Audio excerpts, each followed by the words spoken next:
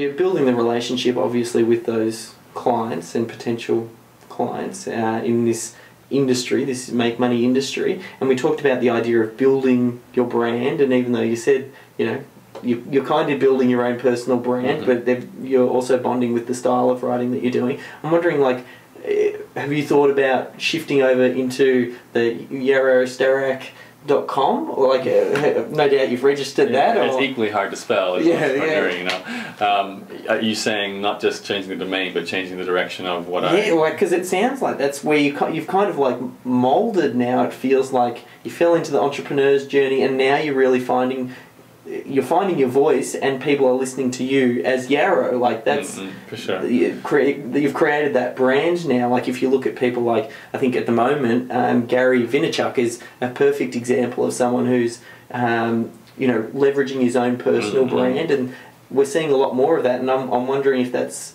where you're falling into that space, or I definitely have to think that a lot of my success is based on leveraging personality power, which Gary is obviously a big proponent of. It is probably the strongest point of differentiation we have as not necessarily as business people, unless your business is focused on maybe expertise, it's training based, it's information based.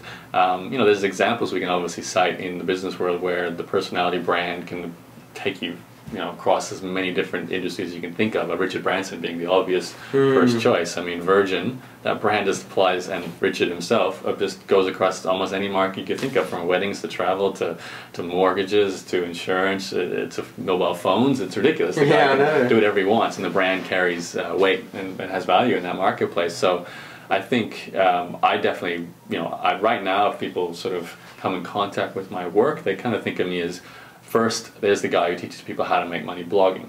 That's often because that's the reason why they're directed to my work. They download my free report, they study that, maybe they take my course, maybe they read some blog articles.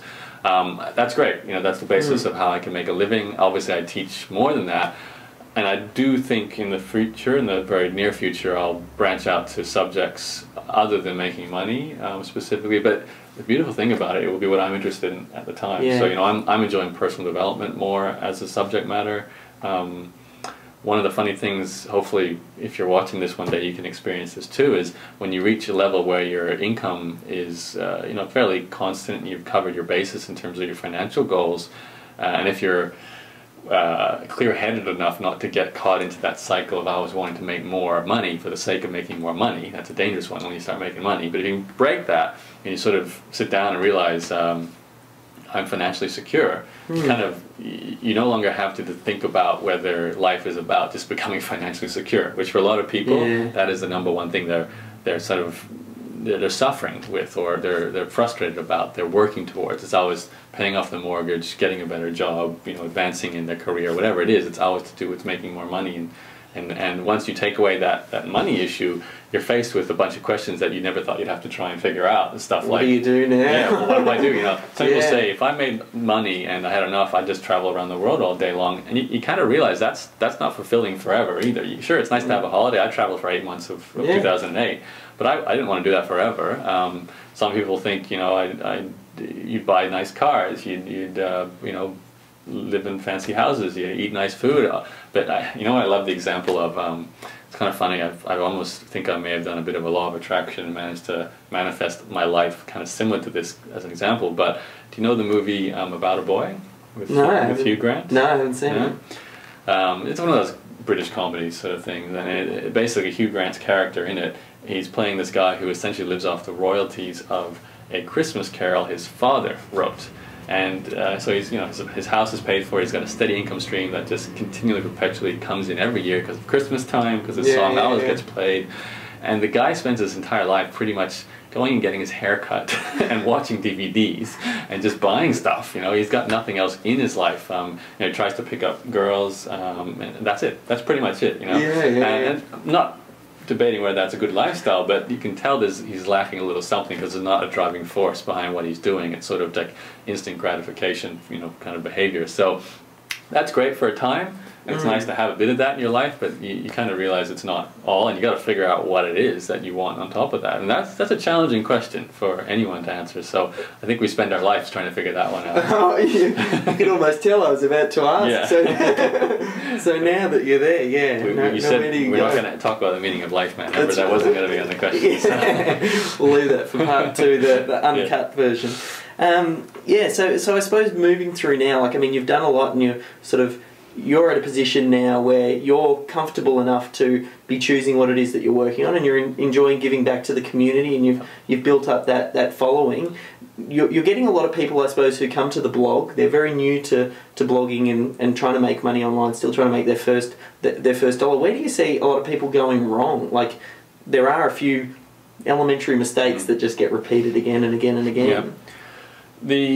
From my own experience, both going through the process myself and from students and my members and my readers coming up and seeing what problems they have, I think a lot of it, to guarantee, 80% is mindset. So just self-belief. They don't think they can do what they're trying to do, or they're not clear on what they want to do, or they think everyone else is doing it better, or there's no market for it, they can't make money from it. All of these things can be true if you decide they are, or they can be worked around if you decide you want to work around them and get over them. So first of all, you've got to get through the mindset, and I'd almost say, focusing on your own self-belief and belief.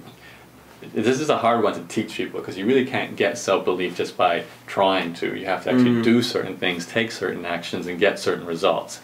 And when you start getting practical outcomes from doing actions and realizing that, okay, A results in B, if I do enough of A, eventually I'm going to get C. Get a bit of momentum. If I write to my blog once a day for 5 days a week and manage to do that for an entire year, at the end of a year I'll probably have an audience.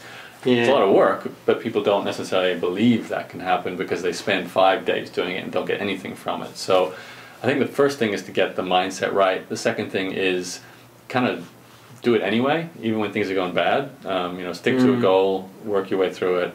That's the important thing. Once you've got that over with, then there's a few very practical things. Technology, we're all dealing with it on the internet. So this is something that I struggle with myself. I still struggle with, to be honest, in a lot of ways. If I was going to say the biggest roadblock for getting things done, it's getting technology to do what you want it to do. I've been very deliberate with what I do now to find the simplest systems that I can, so technology has the least opportunity to get in my way.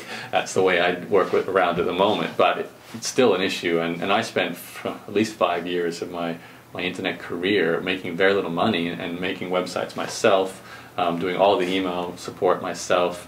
I'm not a programmer, I'm not a tech guy. I managed to teach myself HTML, and then these things like PHP and CSS came up, and it was too much, and eventually I got other people to do that, but it took me 5 years to sort of drum it in my head that you don't do tech if tech is not your strong point. Big lesson.